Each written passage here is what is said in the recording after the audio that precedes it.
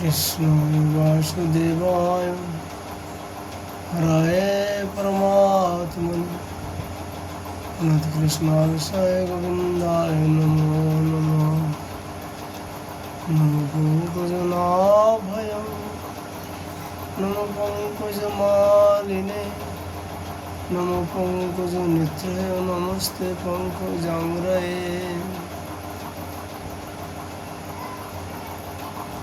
आज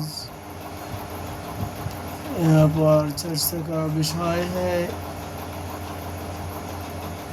श्रीमद् भागवत जी का 10वें स्कंदो सप्तविंशति अध्याय श्री कृष्ण जी का अभिषेक।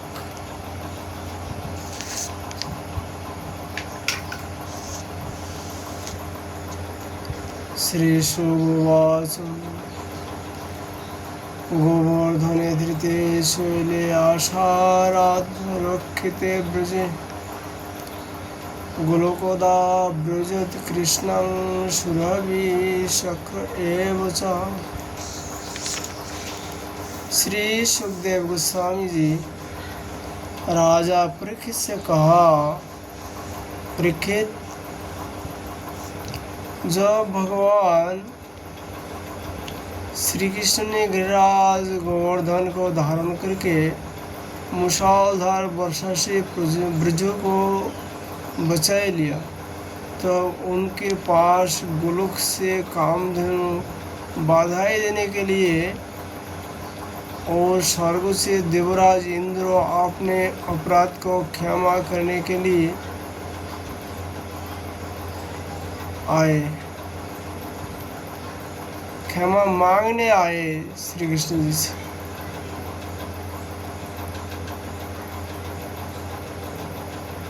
भगवान का तिरस्कार करने के कारण इंद्र बहुत ही लज्जित थे, इसलिए उन्होंने एकांत स्थान में भगवान के पास जाकर अपने सूर्य के समान तेजस्वी मुकुट से उनके चरणों का स्पर्श किया।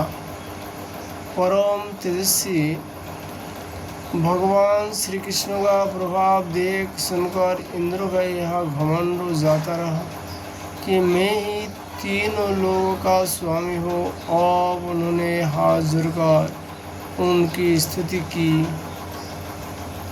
इंद्रोवाचम विशुद्ध सत्तं तव धाम संतं तपोमयं ध्यास्तरजस्तमस्कां मायामयं गुणसंप्रवाहो न विद्युते ते अग्रहणानुबंधः। इंद्र ने कहा, भगवान, आपका स्वरूप परम शांत ज्ञानमय रजोगुण तथा तमोगुण से रहित है एवं विशुद्ध अपरागित सतमय है। यह गुणों के प्रभाव रूप में प्रतीत होने वाला प्रपंच केवल मायामय है, क्योंकि आपका स्वरूप न जानने के कारण ही आप में इसका प्रतीति होती है। जब आपका संबंध अज्ञान और उसके कारण प्रतीत होने वाले देह आदि से है नहीं, फिर उन देह आदि की प्राप्ति के कारण तथा उन्हीं से होने वाले लोभ क्रोध आदि दोष तो आप में हो ही कैसे सकते हैं। प्रभु, इन दोषों का होना तो अज्ञान का लक्षण है। इस प्रकार यद्यपि अज्ञान और उससे होने वाले जगत से आपका कोई संबंध नहीं है, फिर भी धर्मों की रक्षा और दुष्टों का दमन करने के लिए आप अवतार ग्रहण करते हैं और निग्रह भी करते हैं। आप जगत के पिता, गुरु और स्वामी हैं। आप जगत का नियंत्रण करने के लिए दंड धारण किए हुए दुस्तर काल है। अब आपने भक्तों की लालसा पूर्ण करने के लिए स्वच्छंदता से लीला शरीर प्रकट करते हैं और जो लोग हमारी तरह अपने की ईश्वर मान बैठते हैं उनका मान मर्दन करते हुए अनेक प्रकार की लीलाएं करते हैं।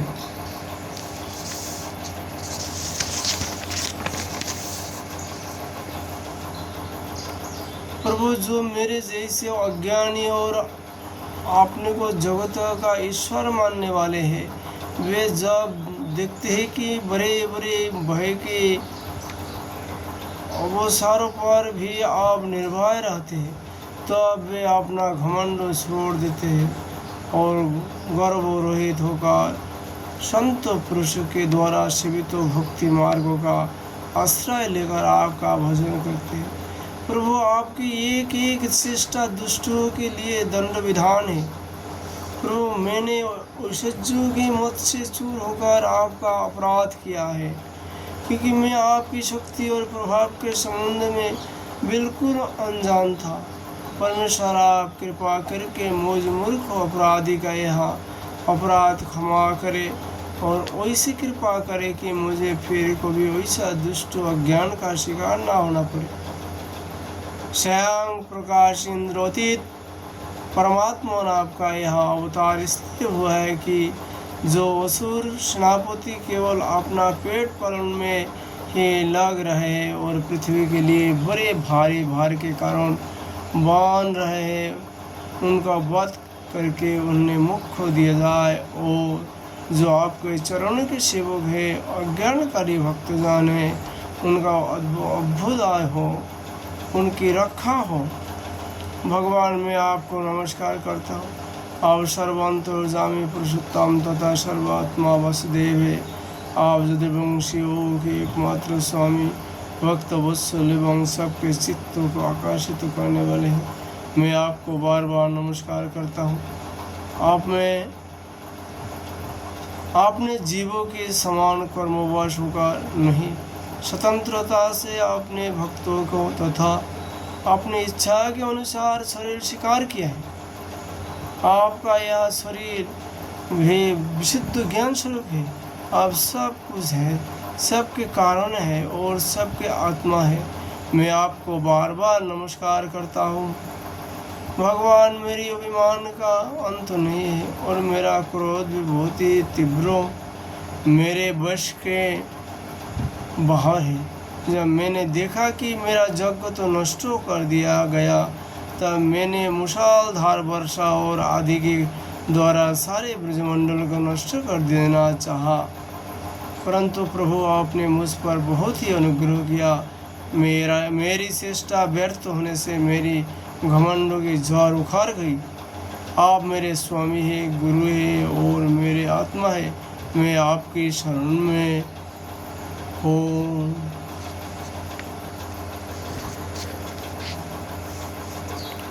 सुखदेव जी कहते हैं, एवं संकीर्तितो कृष्ण मगुना भगवानम मेघ गंभीराया वास प्रसन्नेदम ब्रवीत।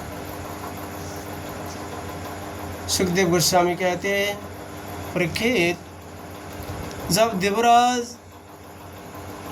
इंद्र ने भगवान श्री कृष्ण की इस प्रकार स्तुति की, तब उन्होंने हंसते हुए मेघ के समान गंभीर वाणी से इंद्र को संबोधित करके कहा,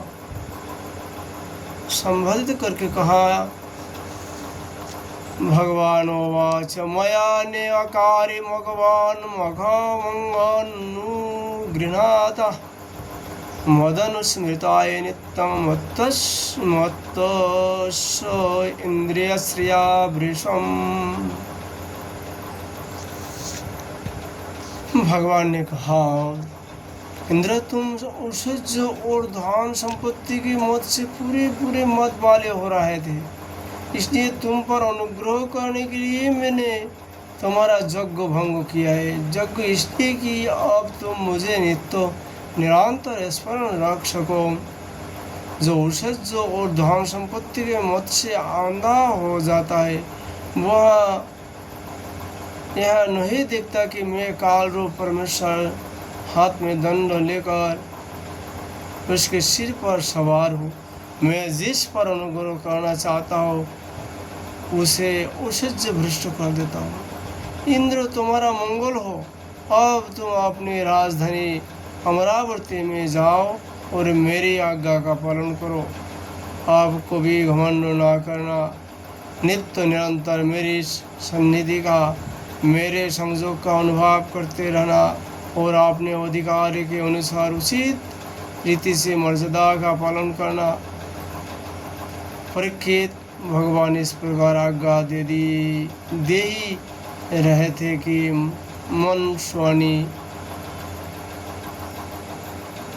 मनशिनी कामधेनु ने अपने संतानों के साथ गोवेशधारी परमेश्वर श्री कृष्ण की वंदना की और उनको संबोधित करके कहा, कृष्ण कृष्ण महाजगिन विश्वात्मन विश्व संभव भवता लोकनाथेन सनात वयमच्युतः। कामधेनु ने कहा, सच्चिदानंद स्वरूप श्री कृष्ण, आप महाजगी जोगेश्वर है, आप स्वयं विश्व के परम कारण है, अच्युत है, संपूर्ण विश्व के स्वामी। आपको आपने रक्षक के रूप में प्राप्त कर हम सनात हो गई। आप जगत के स्वामी हैं, परंतु हमारे तो परम पूजनीय आराध्य देवी है। प्रभु, इंद्र त्रिलोकी की इंद्र हुआ करे, परंतु हमारे इंद्र तो आप ही है। अतः आप ही गौ ब्राह्मण देवताओं साधु जनों की रक्षा के लिए हमारे इंद्र बन जाइए। हम गौ ब्राह्मण ब्रह्मा जी की प्रेरणा से आपको अपना इंद्र मानकर अभिषेक करेगी। विश्वात्मन, आपने पृथ्वी का भार उतारने के लिए अवतार धारण किया है। सुखदेव गोस्वामी जी कहते हैं, परीक्षित, भगवान श्री कृष्ण ने ऐसा कहकर कामधेनु ने अपने दूध से और देव माताओं की प्रेरणा से देवराज इंद्र की ऐरावत की सुर के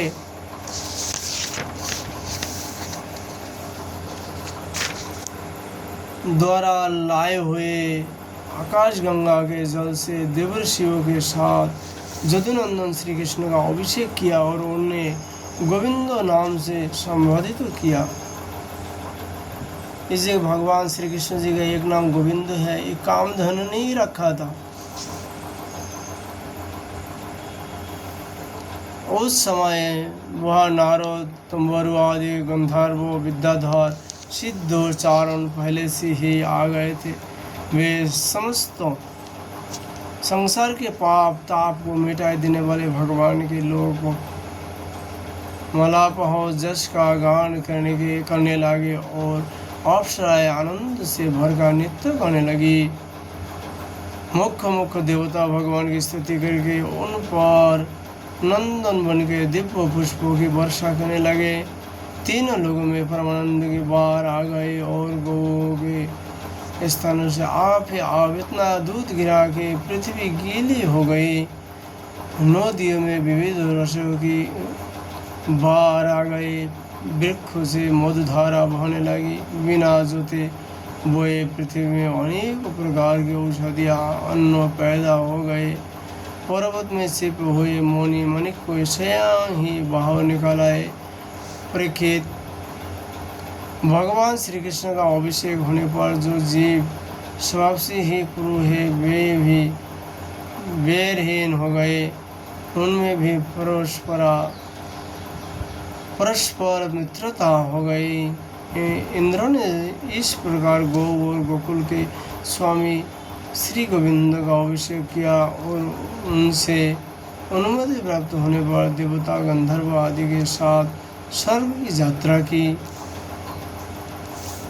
इति श्रीमद्भागवत महापुराणे परमहंस संहितायां दशम स्कंध पूर्वार्धे इंद्र स्तुति नामक सप्तमोऽध्याय। आज हम लोग है श्रीमद्भागवत जी का कथा विश्राम करता हूँ। राधा माधव जी का कृपा होने पर फिर हम लोग चर्चा करेंगे। राधे राधे।